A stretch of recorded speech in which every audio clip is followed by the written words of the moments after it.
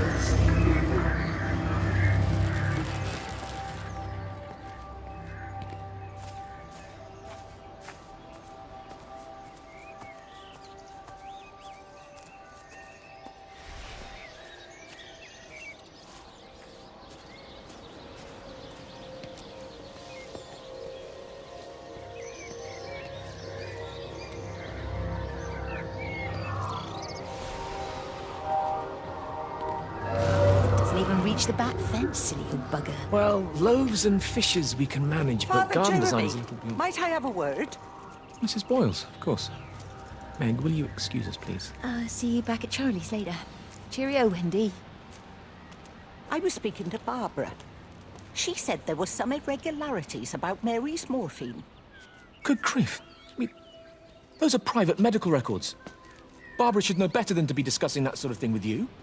If Dr. Wade finds out, he'll have no choice but to suspend her. Damn it, Wendy! Your brother is grieving. Mary was sick for a long time, and I'm glad it's over for her. Go and support Frank. He needs you now. God knows what you did. He sees. I just break and overlook Mary's weakness, but you, a man of the cloth, If you have an issue with... bring shame on this parish. If you have an issue with me, I suggest you write to the Bishop of the Diocese.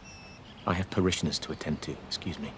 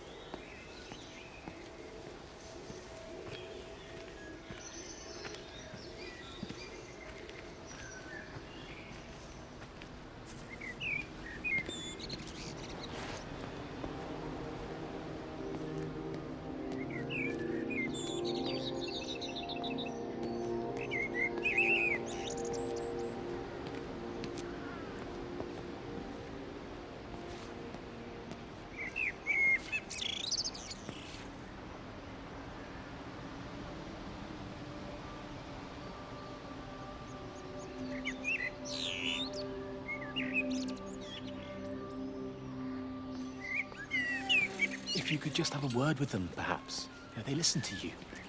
Well, I really don't see what it has to do with me at all. The village looks up to you.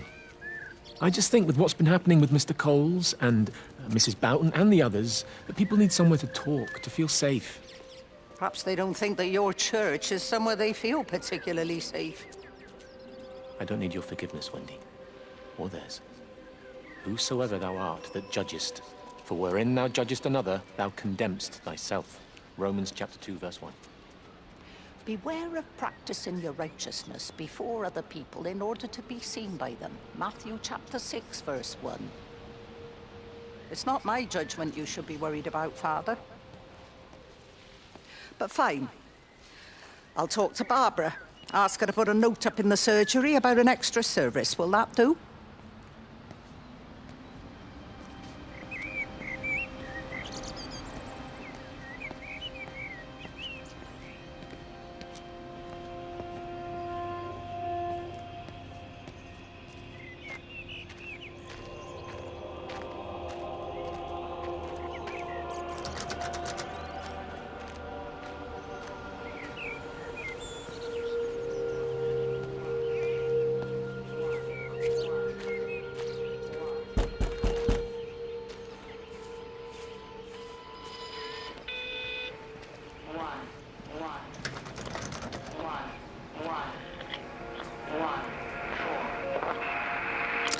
It wasn't just some distortion of physics. I may not understand it yet, but it wasn't an accident. All of the clocks, what happened at Tower 6, it's just not random. There's an effort. An attempt to communicate.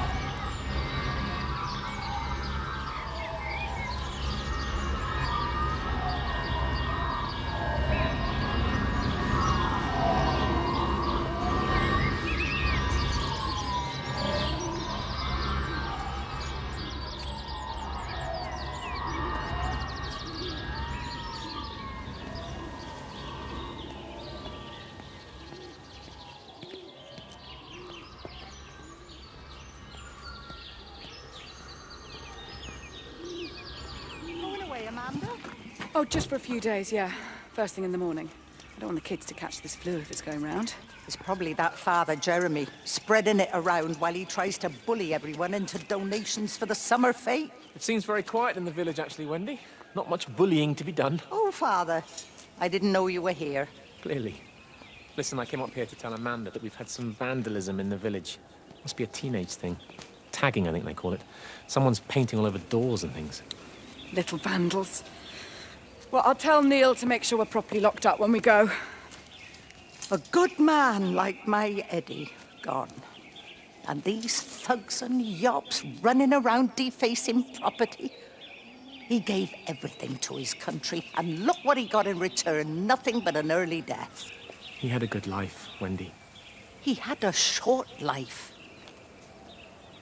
I look to my birds, Father. Lives lived unencumbered, free and simple. That's as God meant things to be.